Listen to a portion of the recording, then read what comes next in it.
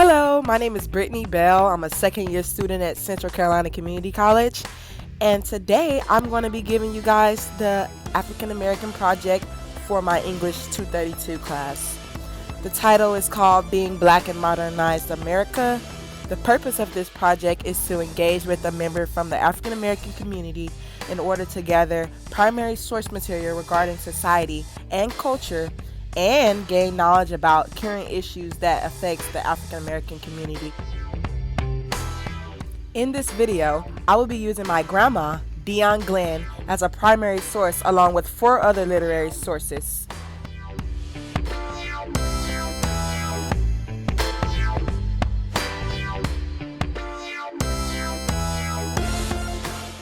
Question 1. What is one historical struggle of the African American community that persists today? Dion Glenn responded, home ownership of the African American community remains a struggle. Many African Americans have not been educated about the importance of maintaining good credit. Back in the day, and oftentimes today, many black people save money from underneath their mattresses and not in the banks. They didn't know how to trade efficiently because they weren't educated about it. This has a lot to do with white privilege.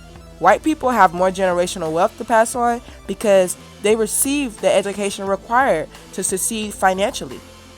Blacks knew how to pay in cash, and schools did not educate them to use banks to help grow their money.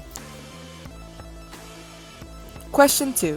What progress has been made regarding this struggle, and how has progress occurred? Dion Glenn responded, educational programs and courses that support black people have taught blacks about finances and how to start and build credit. Question 3. Who from the African American community has been involved in this progress? How?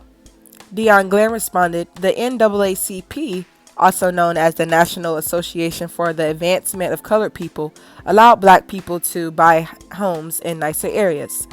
The FHA, also known as the Federal Housing Administration, taught black people about the basics to secure a credit line in order to buy a home. The NAACP, as well as the FHA, also extended loans to black families. Jimmy Carter's Habitat for Humanity found volunteers to build homes for black people in need.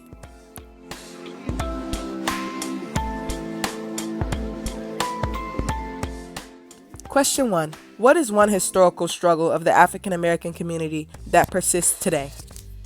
I responded, one historical struggle of the African American community that persists today is generational poverty.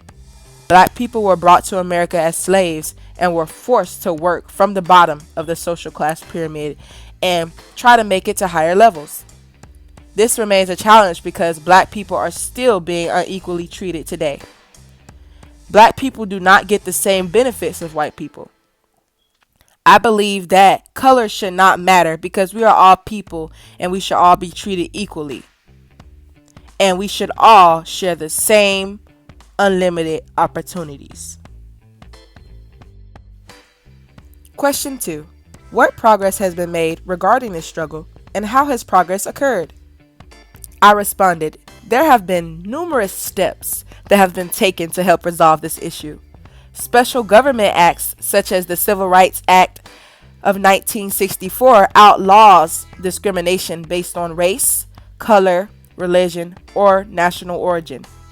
Civil rights movements that involve boycotts, protests, and motivational speakers have made a great impact. People from all over the world and of all different races and religious backgrounds have made contributions toward equality for black people.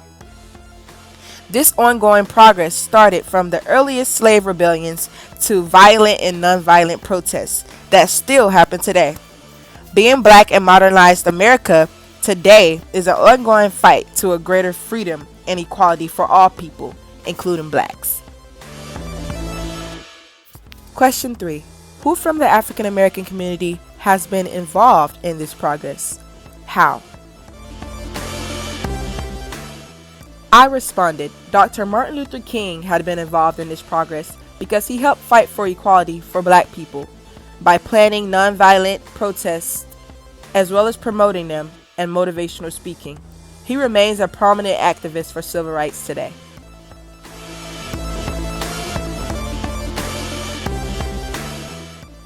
Source 1. Blacks have had much less opportunity than whites to earn, save, or to inherit wealth. Because of this historical legacy, black families have had few opportunities to accumulate wealth and pass it on to their descendants. Source 2. We daily hear that an education encourages aspiration, that sets the loftiest of ideas and seeks as an end culture rather than breadwinning, is the privilege of white men and the danger and delusion of black. Source 1 discusses the unequal opportunity to earn, save, and inherit wealth for black people. This leads to generational poverty, which was discussed in the interview responses. Source 2 gives the reader the idea that money making or breadwinning is the privilege of white people. This connects to the generational wealth for white people discussed in the interview responses. Source 3. African Americans are often denied housing in locations that would allow them to acquire housing that appreciates at the same rate as whites. Source 3 discusses the troubles that black people face when it comes to buying adequate housing. Source 3 connects with the interview responses because although some black people may find hardships in finding a home, there are some programs and organizations such as the NAACP that has allowed black people to buy homes in nicer areas as well as extend loans to those families that are in need. Source 4. But in many ways, blacks and whites were pulling apart and living in their own worlds. Source 4 talks about segregation and how blacks and whites previously lived in two social worlds. Although that isn't the case today, there are some hardships that black people face which requires us to keep fighting for our rights. This source connects to the interview responses because the Civil Rights Act of 1964 outlawed discrimination based on race, color, religion, sex, and national origin. This included discrimination concerning sale, rental, and financing of housing based on race, religion, sex, and national origin. New and historical approaches to equality for black people have been made that have positively contributed to the black community. Today, black empowerment groups and movements such as Black Lives Matter fight to end police brutality among black people, which has become a rising issue over the years.